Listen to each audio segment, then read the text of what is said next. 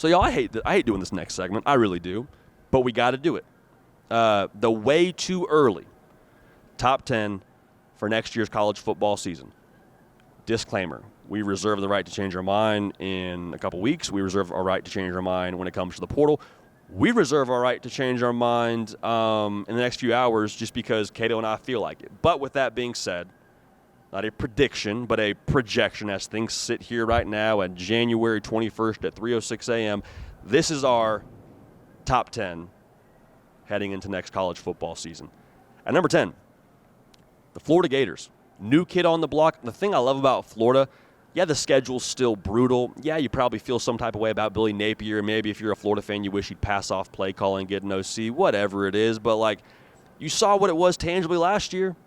Like, you don't have to squint to say, man, I wonder if Florida could go be the top team in America. They did that last year at the end of the season behind a true freshman quarterback that, oh, by the way, wasn't really all that healthy. And on top of that, you bring back some lines of scrimmage on the offensive and defensive side that, you know, did their thing towards the end of the year. So I love the way that Florida is trending. I love DJ Lagway, and I think the confidence they had to finish the season will carry over to next season. I get it. I understand that they didn't finish with the most appealing record. We're turning the page on 2024 again. Happy New Year 2025. Florida for me, is number 10 heading into 2025. I also should say here, these were not things that I ran by Cato, so he may have a totally different top 10, something we probably have to address here on a future show. At number 9, I got Texas A&M. All right, now Andy and Ari, they also did a way too early top 25. I believe they had A&M somewhere like 19. Like, they did not have them nearly as high as we do, and that's not saying one's right or one's wrong. However, year 2 for Mike Elko was always supposed to be more exciting than year 1, right? Like, year 2 was kind of the year that you said, okay, we can maybe get the culture right in year 1, and we can maybe figure out what we have on that roster. Then year 2, once we know who we are, then we start swinging our sword a little bit, making noise in the SEC. Y'all, I know that it was a year that ended in a funny way in the game against, I believe it was like the Las Vegas Bowl, I believe it was, against USC.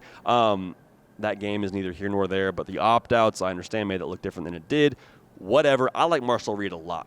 And I think what he brings to the table as a runner is the way that future college football contenders have to be built. I think that the way they've added weapons is absolutely phenomenal with, you know, adding a guy.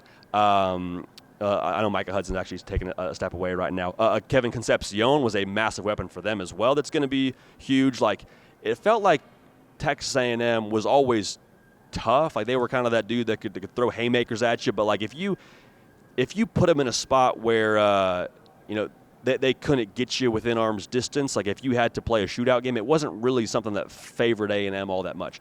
Now, the defense, I get it. You got to replenish. Totally true.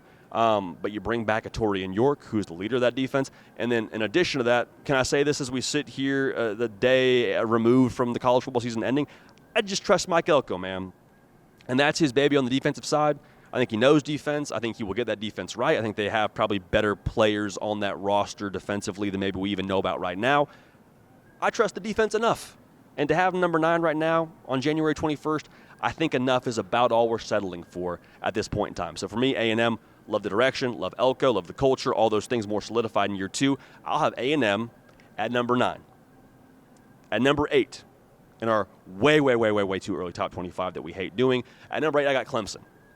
And Clemson, in a lot of ways, is addressing, oh, no, Cato's throwing just the stank face. Okay, we're going to have to do a top 10 with Cato as well, and this will have to be a true back-and-forth exercise. But I got Clemson on here because Clemson is addressing, to me, a lot of what has held them back in previous years. Okay, now forget the portal, forget the hiring outside the staff, though we like that with Tom Allen and Garrett Riley, obviously hired at previous years, and we're seeing dividends.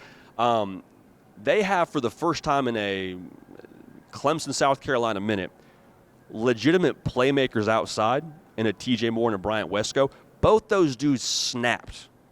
All right, I mean, they snapped like Thanos. I mean, Thanos is a high praise. They had a phenomenal year last year as true freshmen, and they're only going to get better. Cade Klubnik coming back, I believe he's only going to get better. If he makes the jump that he made from year 1 to year 2, he improved by darn near 1,000 yards, a shade under that, when it comes to what he did production-wise. If he makes a similar jump from year 2 to year 3, I like Clemson a lot.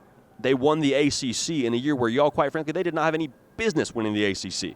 With how they looked against Louisville, with the way that SMU I shouldn't say the SMU game because they battled in the SMU game and found a way at the end there. They controlled the SMU game. There was many spots where you're like, hey, you know what? I like Clemson. I don't know if they're really the Clemson of old anymore. If they improve on defense with Tom Allen, a defense that wasn't bad last year, that brings back a Peter Woods, like there's a lot to like here for me with Clemson, and I would not be so sure if they're not starting to have a little bit of a second wind in the modern era of college football under Dabo Swinney. God, we got Cato kind of nodding the head a little bit. That's good vibes. Okay, so maybe we're winning back over here. If you're listening on podcast, don't worry at all about what I'm saying.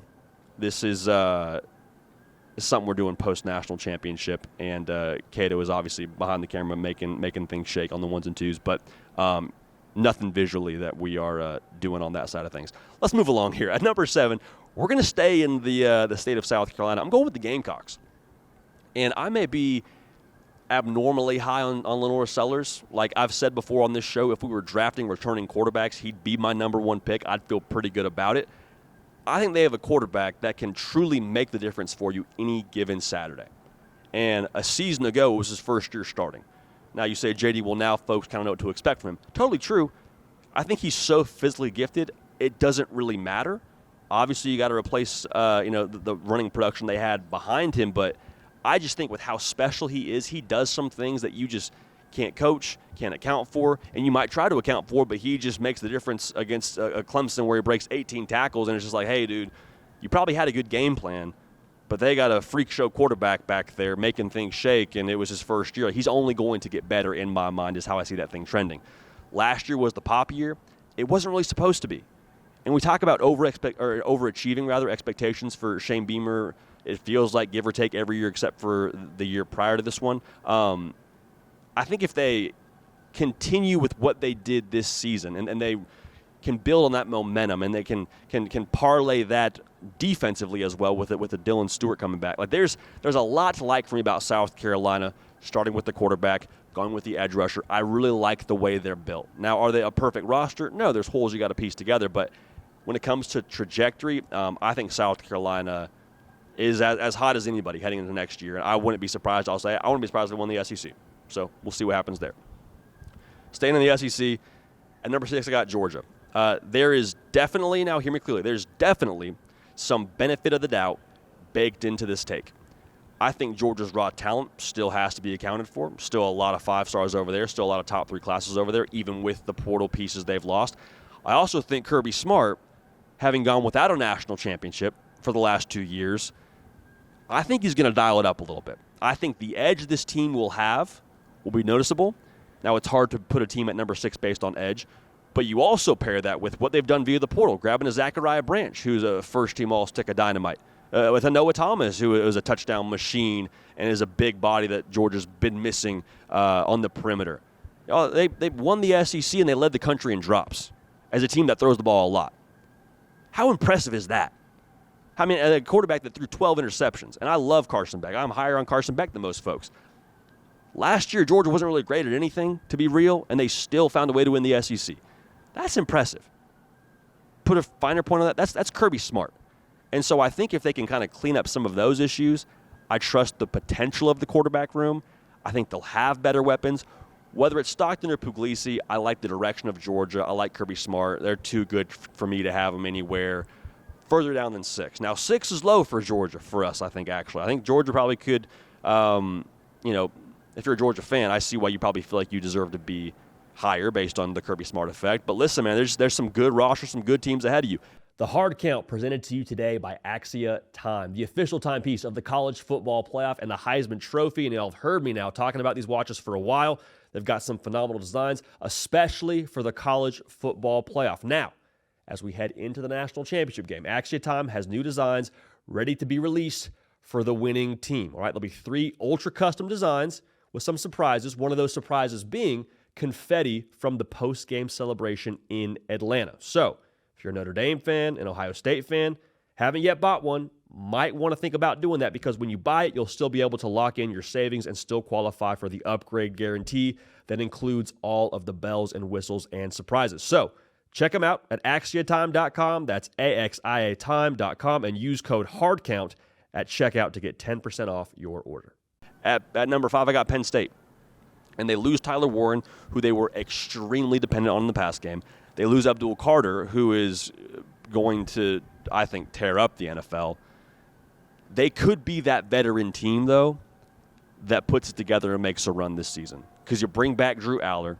You bring back both running backs. That's huge. Drew Aller getting another year, too, in Colt Necky's system, I think that's something that just cannot be overlooked heading into next season. The question for me is, do they go get some weapons? And this is supposed to be a part where we kind of highlight Penn State, so I don't want to get too far away from that. But, like, that's the only question I have about Penn State, dude. I don't really question if the defense is going to be good enough. Like, that kind of seems to be something they have figured out, okay, even with the new DC that they're going to have to roll with out there in Happy Valley. Can they just have some weapons on the perimeter to where they make you a little bit thin defensively? Because I think Drew Aller, for all his faults in the Notre Dame game, I think he's more than capable. And another year under his belt should make him more capable. So that's a lot to say about Penn State that seemed maybe like it wasn't quite as glowing, but I love the veteran presence. I love the quarterback back. I love the running backs back. And I think we should be very careful in assigning narratives here after we wrote off 2 head coaches that just played for a national championship and one that a head coach people were calling for his job after the Michigan game in Ryan Day. I get the James Franklin narrative. I get all that, but I just think put some respect on my guy's name. Put some respect on Penn State. To me, they're number 5. At number 4, I got Notre Dame. Said this in our Notre Dame segment. If you've watched the live show, there are folks in South Bend, very close to the program in South Bend, that believe that next year they will be a more talented roster than what they had this year.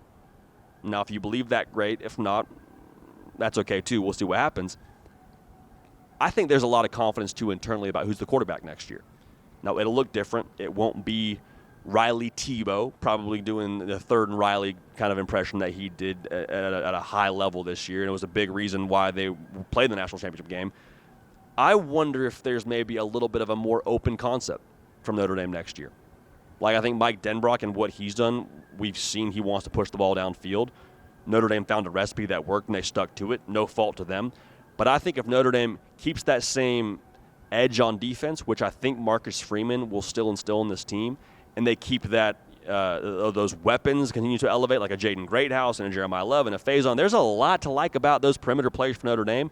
I think they might actually be better than what we got to see this year, just based on how Notre Dame decided to execute their offense and kind of the way that they started to approach these things. Because Jaden Greathouse, the 100-yard games he had these last 2 games in the playoff, man, I mean, that dude's a dog, all right? And they got a dog and a head coach, too, which, again, it's hard to give too much credit to unquantifiables during a way too early top 10, but the Marcus Freeman effect and his mentality, I think, and what he brings to the table just cannot be overlooked. So, for me, Notre Dame, probably a little higher than most folks, but I'll have them at 4.